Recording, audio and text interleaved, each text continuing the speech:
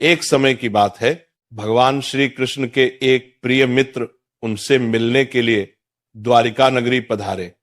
भगवान श्री कृष्ण ने उनका अत्यंत आदर और स्नेह पूर्वक स्वागत किया और मुस्कुराते हुए उनके आने का कारण पूछा। तब सखा बोले, हे केशव, आप तो सर्वज्ञ हैं, सब कुछ जानते हैं। फिर भी आज मैं आपसे यह जानने के उद्देश्य से आया हूं कि मनुष्य को किन किन वृक्षों का रोपण करना चाहिए, कौन से वृक्ष भवन के सामने लगाने योग्य हैं, इन वृक्षों के लगाने से दरिद्रता दूर होती है तथा कौन से वृक्ष शत्रु, रोग, भय, भूत, पिशाच जैसे संकटों से रक्षा करते हैं। यह सुनकर भगवान श्री कृष्ण मंद मुस्कान के साथ बोले, हे सखा, आज तुमने अत्यंत श्रेष्ठ और कल्याणकारी प्रश्न किया है। यह प्रश्न केवल तुम्हारे ही नहीं, समस्त मानव जाति के कल्याण से जुड़ा हुआ है। इस संसार में वृक्षों का योगदान अतुलनीय है। वृक्ष सदा ही पूजनीय रहे, क्योंकि वे न केवल प्राणवायु प्रदान करते हैं बल्कि पृथ्वी पर जीवन का आधार भी है। परंतु आज तुमने भवन की सीमा में वृक्ष लगाने के विषय में जो प्रश्न किया है वह अत्यंत गूढ़ और शुभ फलदायक है। भगवान आगे बोले, वास्तव में जब कोई मनुष्य अपने घर के समीप उचित वृक्षों का रोपण करता है तो वह न केवल अपने भवन की सुंदरता बढ़ाता है बल्कि अपने जीवन में सकारात्मक ऊर्जा का संचार भी करता है। वृक्ष वातावरण को शुद्ध करते हैं, मन की शांति बढ़ाते हैं और घर से नकारात्मकता को दूर करते हैं। ऐसे शुभ पेड़ पौधे जिनकी छाया, सुगंध और ऊर्जा पवित्र होती है, वे घर में सुख, शांति और समृद्धि का आगमन कराते हैं। साथ ही ये अनेक प्रकार के वास्तु दोषों को भी समाप्त करते हैं। घर के आंगन में खड़े वृक्ष देवताओं के समान रक्षक बन जाते हैं जो घर की रक्षा करते हैं। फिर श्री कृष्ण ने कहा, हे मित्र, अब मैं तुम्हें यह बताऊंगा कि कौन से पौधे घर के समीप लगाने चाहिए और किन पौधों से बचना चाहिए।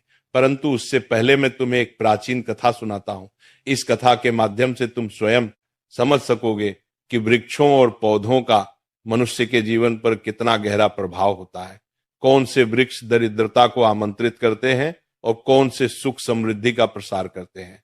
जो भी व्यक्ति इस कथा को श्रवण करता है उसके सैकड़ों पाप नष्ट हो जाते हैं और उसके जीवन से दरिद्रता सदैव के लिए दूर हो जाती है। भगवान श्री कृष्ण का सखा हाथ जोड़कर विनम्रता से बोले, हे केशव, मैं इस कथा को अवश्य ध्यान पूर्वक पूर्ण रूप से सुनूंगा। कृपया मुझे वह कथा सुनाइए जिससे मैं और समस्त जन यह समझ सके कि वृक्षों का घर के समीप क्या प्रभाव पड़ता है। भगवान श्री कृष्ण ने मुस्कुराते हुए कहा, हे सखा, सुनो। पूर्व काल की बात है। मध्य देश में एक अत्यंत शोभायमान नगरी थी। उस नगरी में धनेश्वर नाम का एक वैश्य अपने परिवार सहित निवास करता था।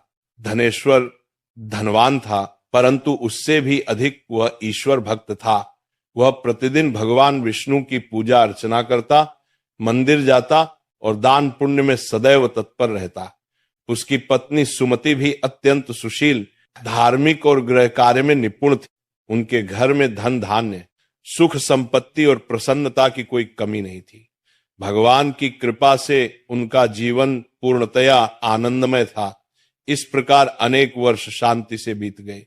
एक दिन धनेश्वर की पत्नी सुमति ने सोचा कि आंगन को और सुंदर बनाना चाहिए। उसने अपने आंगन में कुछ वृक्षों और पौधों का रोपण किया।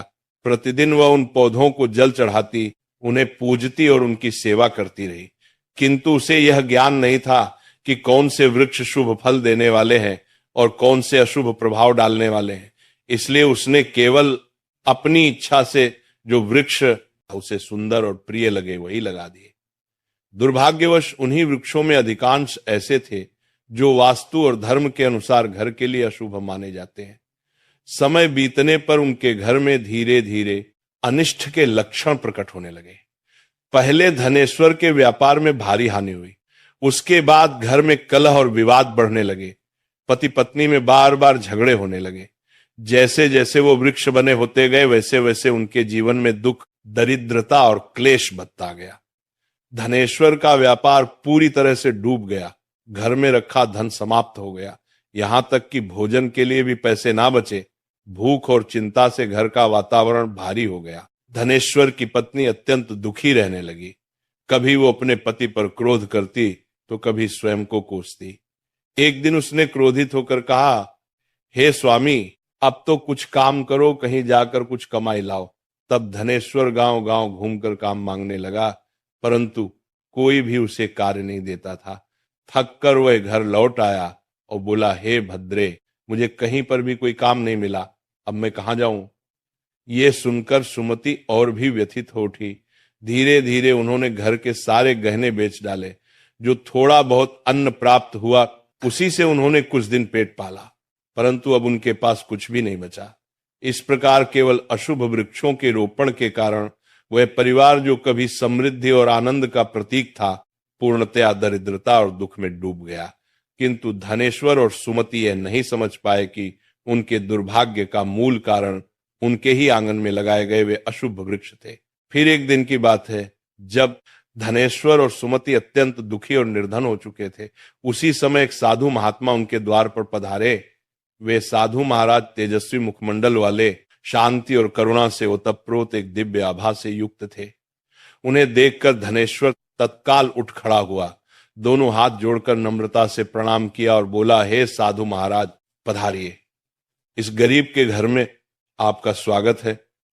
कृपा करके बताइए मैं आपकी किस प्रकार सेवा कर सकता हूं।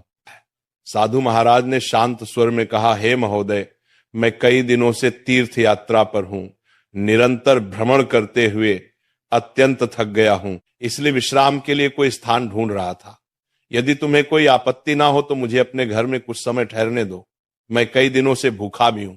यदि थोड़ा भोजन मिल जाए तो परम कृपा होगी। साधु के ऐसे विनम्र और करुण वचन सुनकर धनेश्वर के नेत्रों में श्रद्धा छलक आई। वो बोला, हे साधु महात्मा, आप अवश्य ही कोई महान पुण्यात्मा है। आपके मुखमंडल से दिव्य तेज प्रकट हो रहा है। आपके चरण मेरे घर में पड़े, ये मेरा सौभाग्य है। आपकी सेवा करना मेरे लिए परम आनंद का विषय है। कृपया भीतर आइए। साधु महाराज मुस्कुराए और घर के भीतर चले गए। उन्होंने आंगन में एक कोने में आसन ग्रहण किया और विश्राम करने लगे। धनेश्वर ने अत्यंत आदर से उनके चरण धोए, उन्हें जल दिया और नम्रता से उनकी सेवा में लग गया, परंतु उसके पास अन्न का एक दाना भी नहीं था। कुछ देर बाद वो अपनी पत्नी से बोला, हे प्रिय, आज हमारे घर पर साधु महात्मा पधारे हैं। वे अत्यंत पुण्यवान प्रतीत होते हैं। उनकी सेवा करना हमारे जीवन का सबसे बड़ा अवसर है। हमें किसी भी प्रकार उनका भोजन करना ही होगा। मैं गांव जाकर किसी से थोड़ा सा धन मांग लेता हूं। इतना कहकर धनेश्वर घर से निकल पड़ा। वह गांव के एक धनी सेठ के पास गया और विनम्र स्वर में बोला, हे सेठ जी, कृपा करके मुझे थोड़ी सी राशि उधार दे दीजिए। मेरे घर पर एक साधु महात्मा आए हैं, मैं उनकी सेवा करना चाहता हूं। सेठ ने कठोरता से उत्तर दिया, धनेश्वर, तेरे पास तो फूटी कौड़ी भी नहीं बची, तू मेरा धन कैसे लौटा देगा। धनेश्वर बोला, सेठ जी, मुझ पर दया कीजिए। मैं वचन देता हूं शीघ्र ही आपका धन लौटा दूंगा। यदि मैं ना चुका सका तो आप मेरा घर ले लीजिए। सेठ कुछ देर विचार में पड़ा। उसकी कठोरता थोड़ी पिघली और उसने कहा, अच्छा, यदि तू वचन देता है तो ये धन ले जाए, किंतु यदि लौटाया नहीं तो तेरा घर मेरा होगा। धनेश्वर ने दृढ़ स्वर में कहा, हे से मैं वचन देता हूं। फिर उसने सेठ से कुछ धन लिया और बाजार गया। वहां से दूध, चावल, सब्जियां, आटा और शक्कर आदि आवश्यक वस्तुएं खरीदकर घर लौटा। उसने प्रसन्न होकर अपनी पत्नी से कहा, हे प्रिय, अब तुम उन साधु महात्मा के लिए प्रेम पूर्वक भोजन बनाओ। सुमति ने तत्परता से रसोई तैयार की। शीघ्र ही सुस्वादु भोजन बनाकर उसने थाल में परोसा और अत्यंत विनम्रता से साधु महाराज के समक्ष रख दिया। साधु ने प्रेम पूर्वक भोजन ग्रहण किया। उनकी आंखों में करुणा और संतोष झलक रहा था। भोजन समाप्त हो जाने के पश्चात जब वो साधु महात्मा धनेश्वर के घर से प्रस्थान करने लगे तो उन्होंने प्रेम पूर्वक कहा, हे वैश्य, मैं तुम्हारी भक्ति सेवा और आदर सत्कार से अत्यंत प्रसन्न हूं। तुम्हारे भीतर जो सच्चाई और श्रद्धा है वो दुर्लभ है, इसलिए मैं तुम्हें आशीर्वाद देता हूं। जो भी तुम्हारी कामना है निःसंकोच मुझसे कहो, मैं उसे अवश्य पूर्ण करूंगा। धनेश्वर अत्यंत विनम्र होकर बोला, हे महात्मा, आपका आशीर्वाद ही हमारे लिए सबसे बड़ा वरदान है, किंतु एक बात मेरे हृदय को सदा कष्ट देती है। मैंने सदा भगवान विष्णु की भक्ति की है, सत्य का मार्ग अपनाया है, किसी का अपकार नहीं किया, फिर भी मुझे दरिद्रता और दुख का जीवन क्यों भोगना पड़ रहा है? कृपा करके बताइए, ये कौन सा पाप है जिसके कारण हमारे जीवन में इतना कष्ट आया? और हे प्रभु, इस दरिद्रता से मुक्ति का क्या उपाय है? साधु महाराज ने शांत दृष्टि से उसकी ओर देखा और बोले, वत्स धनेश्वर, जब मैं तुम्हारे द्वार पर पहुंचा था तभी मुझे ज्ञात हो गया था कि तुम्हारे जीवन में घोर दरिद्रता क्यों आई है। तुम्हारा हृदय तो शुद्ध है, किंतु तुम्हारे घर के आसपास जो वातावरण है उसमें दोष उत्पन्न हो गया है। तुम्हारे घर के आंगन और सीमा के पास जो वृक्ष लगे हैं वही तुम्हारी दरिद्रता और संकटों का मूल कारण है। तुम्हारी पत्नी ने अज्ञानवश कुछ ऐसे वृक्षों का आरोपण किया है जो वास्तु और धर्म के अनुसार अत्यंत अशुभ माने गए हैं। इन्हीं वृक्षों की छाया में तुम्हारे घर की लक्ष्मी रुष्ट हो गई है। इसीलिए पहले इन वृक्षों को हटा दो और उनके स्थान पर शुभ वृक्ष लगाओ। धनेश्वर ने अत्यंत विनम्रता से कहा, हे महात्मा, आप साक्षात ज्ञान के सागर हैं। कृपा करके मुझे विस्तार से बताइए कि कौन से वृक्ष घर के समीप लगाने योग्य हैं, जिससे हमारे जीवन में पूर्ण सुख, शांति और समृद्धि लौट सके, और कौन से वृक्ष हमें कभी नहीं लगाने चाहिए। मैं आपकी प्रत्येक आज्ञा का पालन करूंगा। साधु मुस्कुराए और बोले, हे वैश्य, ठीक है, अब ध्यानपूर्वक सुनो। मैं तुम्हें वे सभी पवित्र वृक्ष बताता हूं जिन्हें घर के पास लगाने से शुभ फल की प्राप्ति होती है और जीवन में दरिद्रता दूर होती है। सबसे पहले सुनो पीपल का वृक्ष। पीपल का वृक्ष पृथ्वी पर साक्षात श्रीहरि विष्णु का रूप माना गया है। किसी जलाशय या पवित्र स्थान के समीप पीपल लगाने का फल सैकड़ों यज्ञों के समान होता है। जब पीपल के पत्ते उस जल में गिरते हैं तो वे पिंड के समान होकर पितरों को तृप्त करते हैं और सभी प्रकार के पितृदोष समाप्त कर देते हैं। जो मनुष्य प्रतिदिन स्नान के पश्चात पीपल का स्पर्श करता है वह पापों से मुक्त होकर सदैव विजय प्राप्त करता है। पीपल को स्पर्श करने से लक्ष्मी की कृपा प्राप्त होती है और उसकी प्रदक्षिणा करने से आयु में वृद्धि होती है। पीपल के मूल में भगवान विष्णु, तने में भगवान शंकर और अग्रभाग में ब्रह्मा जी का निवास बताया गया है। अमावस्या के दिन पीपल को प्रणाम करने से जो पुण्य मिलता है वह सहस्त्र गोदान के समान होता है।